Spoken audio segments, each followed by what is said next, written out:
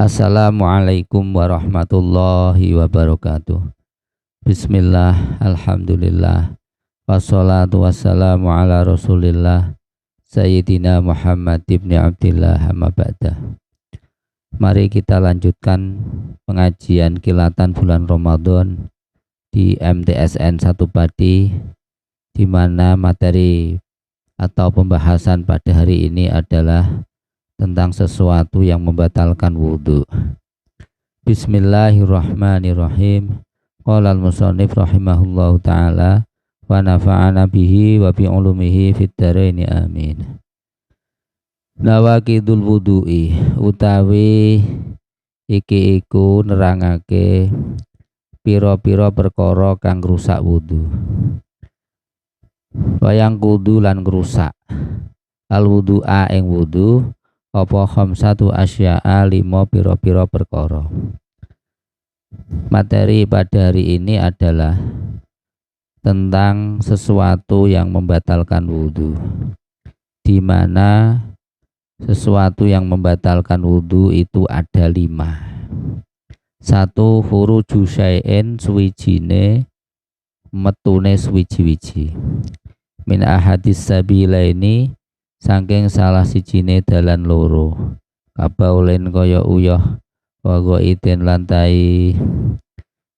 Sesuatu yang membatalkan wudhu yang pertama adalah keluarnya sesuatu itu dari salah satu jalan dua.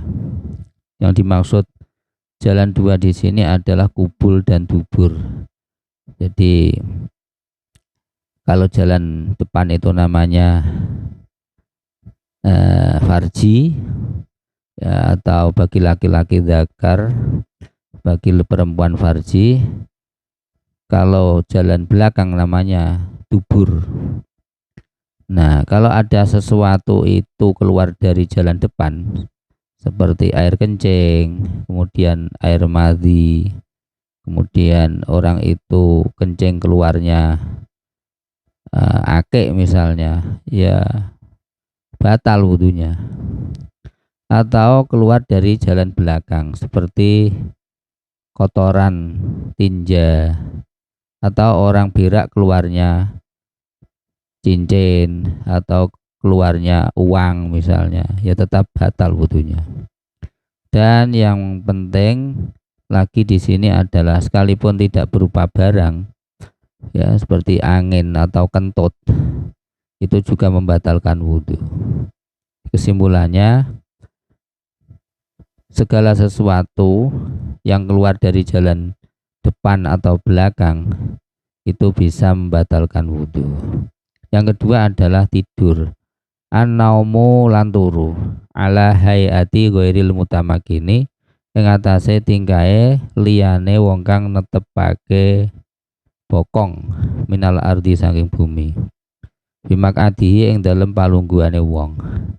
Wa aman naumu anapun utawi turu ala hayatil mutamakini ing atase tingkae wong kang netepake bokong fala yubtilu mongko iku ora batalake apa turu al wudhu'a ing wudhu. Yang kedua yang bisa membatalkan wudhu adalah tidurnya orang yang tidak bisa melekatkan pantatnya ke bumi. Jadi orang kurus itu biasanya kalau dia tidur itu pantatnya tidak bisa rapat.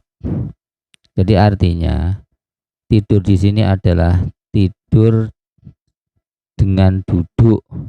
Jadi tidur dengan duduk itu bagi orang yang kurus yang tidak bisa melekatkan pantatnya ke bumi itu membatalkan wudhu. Tetapi apabila orang tidur itu dalam keadaan duduk dan dia bisa melekatkan pantatnya ke tempat tidur atau ke bumi, maka tidak membatalkan wudhu. Simpulannya adalah tidurnya orang duduk apabila orang kurus karena tidak bisa melekatkan pantatnya ke bumi maka membatalkan wudhu. Tetapi tidurnya orang duduk apabila orang itu bisa melekatkan pantatnya ke bumi seperti tidurnya orang gemuk, maka tidak membatalkan wudhu. Karena apa? Karena kalau orang kurus itu ketika tidur dia tidak tahu apakah kentut atau tidak. Tetapi kalau orang gemuk ketika tidur dia kentut, itu tidak akan bisa keluar kentutnya karena dia rapet. Ya, itu alasannya begitu. Kemudian yang ketiga, zawalul akli lan ilangi akal. Bisukrin sebab mendem, au marodin utawa penyakit, au jununin utawa edan, au igmain utawa ayan. Yang ketiga, yang bisa membatalkan wudhu adalah hilangnya akal. Ada kalanya karena mabuk, atau karena penyakit, atau karena gila, atau karena penyakit ayan. Jadi kalau orang setelah wudhu tiba-tiba dia mabuk, maka wudhunya batal. Atau setelah wudhu dia itu sakit sehingga akalnya hilang, maka batal wudhunya. Atau setelah wudhu dia gila, maka batal wudhunya. Ya, gila ini ada dua, gila yang memang beneran atau gila yang setengah-setengah. Nah ini ngitungnya memang mayoritas satu hari itu banyak gilanya atau tidak. Kalau banyak gilanya ya dianggap orang gila, kalau gilanya sedikit ya dianggap tidak gila. Tetapi ketika dia tiba-tiba gila sekalipun sedikit ya dianggap membatalkan wudhu. Kemudian yang keempat yang membatalkan wudhu adalah lamsur rojuli lan uliye ngepok wong lanang almar'ata ing wong wadon al ajnabiyata kang liya menawa rihailin saking tanpa aling-aling. Wa huwa hale utawi lamsur rajul almar'ah al ajnabiyah nakidun iku bisa ngrusak lil lamisi keduwe wong kang demek wal malmusi lan wong kang den demek.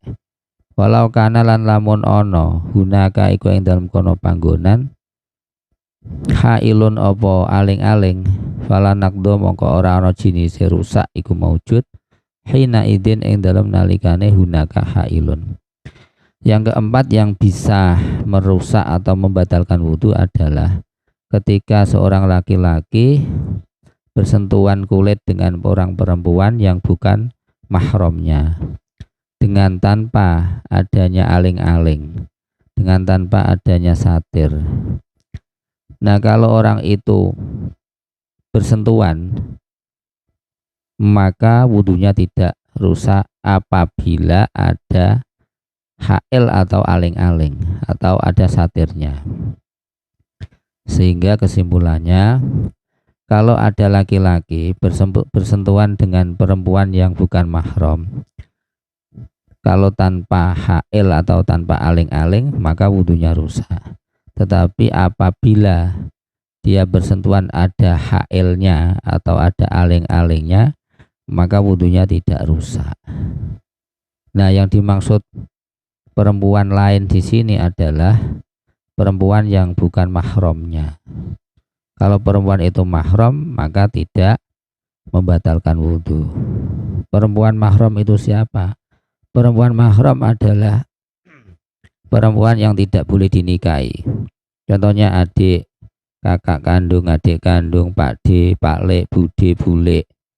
Kemudian ditambah mertua, mbah laki-laki, mbah perempuan. Jadi kalau dia bersentuhan dengan mahramnya maka tidak membatalkan wudhu. Selanjutnya yang terakhir yang bisa merusak wudhu adalah masu farjil adamiyyi iku ulien demek farjine anak Adam bibat nil kafi kelawan jerune epek-epek. Bahwa utawi masu farjil adami nakidun iku ngrusak lilamisi kedue wong kang demek dunal malmusi ora wong kang den demek. Yang membatalkan wudhu yang kelima adalah orang yang memegang alat kelamin baik laki-laki maupun perempuan dengan kedua telapak tangan. Jadi kalau orang itu memegang dengan tidak dengan telapak tangan maka tidak batal. Yang dimaksud telapak tangan itu mana? Yaitu ketika orang merapatkan kedua telapak tangannya, itu yang tidak kelihatan yang dianggap telapak tangan yang membatalkan wudhu. Tetapi apabila dia menyentuh alat kelaminnya dengan telapak tangan yang ketika dirapatkan tampak, jadi misalnya demek karo sikut, demek karo punggungnya telapak tangan ya nggak apa-apa. Jadi yang membatalkan ketika dia memegang dengan telapak tangan itu. Nah, yang kedua yang dimaksud alat kelamin ini adalah bagi laki-laki itu adalah yang hasyafahnya. Ya, hasyafah itu yang daskaji itu.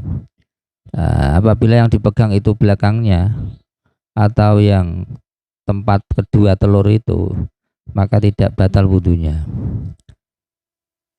Selanjutnya yang dimaksud dengan farji, alat kelamin perempuan yang membatalkan wudhu apabila dipegang, itu adalah apabila dia berdiri itu tidak kelihatan, dan kalau dia duduk kelihatan. Itu kalau yang dipegang adalah yang kalau dia duduk kelihatan dan kalau berdiri tidak kelihatan, itu yang membatalkan wudhu. Tetapi kalau alat kelamin perempuan itu ketika dia berdiri kelihatan, itu dipegang ya nggak apa-apa. Maka ukurannya adalah sekitar alat kelamin yang ketika dia berdiri tidak kelihatan itu kalau dipegang membatalkan wudhu. Dan ini berlaku bagi alat kelamin manusia. Kalau tidak alat kelamin manusia nggak apa-apa. Sekalipun manusia itu dalam keadaan mati, misalnya ada orang laki-laki, dia itu nggak sengaja setelah wudhu memegang alat kelamin perempuan, maka dia membatalkan wudhu. Atau seorang perempuan tiba-tiba dia menemukan alat kelamin laki-laki yang putus di jalan, kemudian dia memegang daskajine atau hasyafahnya, maka wudhunya orang perempuan itu batal. Dan perlu diketahui apabila seorang laki-laki memegang alat kelamin perempuan, sedangkan perempuan itu tidak tahu atau tidak sengaja dipegang, tetapi laki-laki itu berusaha untuk memegangnya sehingga perempuan itu tidak tahu atau tidak sengaja atau terpaksa, maka yang batal adalah yang memegang. Berbeda kalau perempuan itu sama-sama tahu dan sama-sama mau, maka keduanya batal. Tetapi kalau perempuan dalam keadaan dipaksa untuk dipegang, maka yang memegang yang batal, ya. Demikian yang dapat saya sampaikan pada hari ini. Kurang lebihnya mohon maaf. Akhirul kalam, billahi taufiq wal hidayah, waridho wal inayah. Assalamualaikum warahmatullahi wabarakatuh.